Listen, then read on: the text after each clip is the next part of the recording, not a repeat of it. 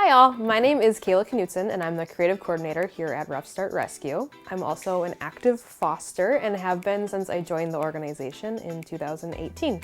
And I'm coming to you today to give you some tips and tricks on how to write good bios for your foster animals. Part of our job as fosters is to seek out an ideal home environment for our foster animals. These environments can change dependent upon your animal's behavior, background, and qualities that are going to make up its most ideal home environment. The most important way for us to go through and showcase those qualities that they need in their forever home is to write them down within their bio. This sets the expectation for adoptive families to go through and know what kind of home environment they would provide for a foster and if it would be a good fit for both them and foster animal at hand. Because RuffStart's animals go through and follow a specific template on the website when they get added, they already have their name, their weight, and an origin, a rough estimate of their background if we know it, in their bio. So I like to go through and when I start my bios, I talk about what type of ideal home environment would be best for them based on the factors that I'm aware of from their past, as well as what they're experiencing within my foster home. This type of information would maybe be like, if they're good with kids, other animals, if they would do best with a quiet home or maybe a little bit more rambunctious, playful home. So an example of what we're looking for here would be something like, I currently live in my home with 2 cats, a dog, and a toddler. With the 2 cats, I absolutely love them and we play together all the time. So living with another cat would be beneficial for me. But I'm not really a fan of the dog because he gets a little too in my face. So no dogs for me, please. And the toddler, I love kids. We love to play together as long as they can respect my boundaries and give me space when I need it.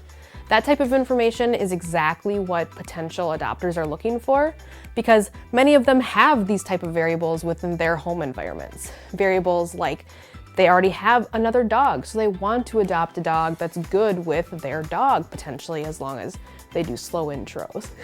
Or I already have 2 kids, or we're planning on having kids, so has this animal been exposed to those type of things? That's part of why being foster-based makes us a really great option for potential adopters. They want this information, so it's pertinent that we go through and talk to potential adopters about that if we know those things. If we don't necessarily know if our animal is good with other cats because you don't have cats in your home, that's okay. There's a way to go through and talk about that within a biography that's still going to get enough information across, but you're not promising anything to potential adopters. So say you don't have kids in your home. You can say, well, this foster hasn't ever been exposed to other kids before, but she has a really gentle, docile personality, so I think that she would do well with them as long as everyone was given slow introductions.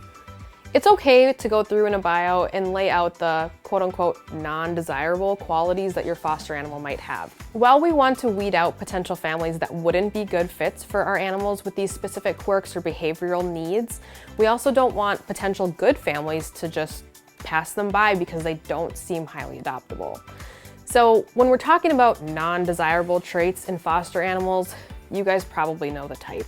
Could be that they came from a history of abuse or neglect, they get easily overstimulated, they tend to be standoffish or shy, they're resource guard, they have a bit of stranger danger, just not a 100% easy, everything is going to be perfect from the get-go type of foster.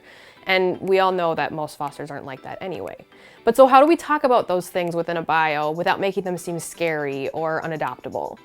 We go through and we use language that isn't overtly negative. We can spin things to give it a bit of a positive note. So an example of this, maybe say you have a really shy cat that maybe doesn't really enjoy human interaction.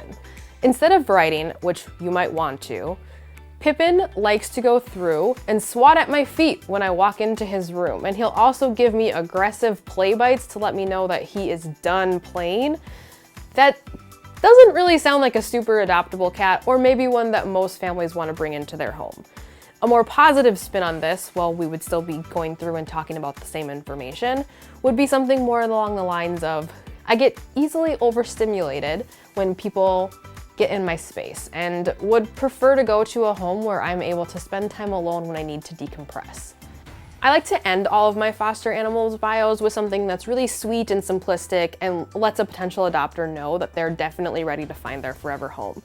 Something like, I love to cuddle, so if you think that I'd be the perfect snuggle buddy, please apply for me today. Or, if you need an adventure dog, I'm your gal. Those type of things are super positive, and they're going to leave potential adopters thinking that they should put an application in immediately. If you ever have questions about the bio writing process, don't hesitate to reach out to your foster manager.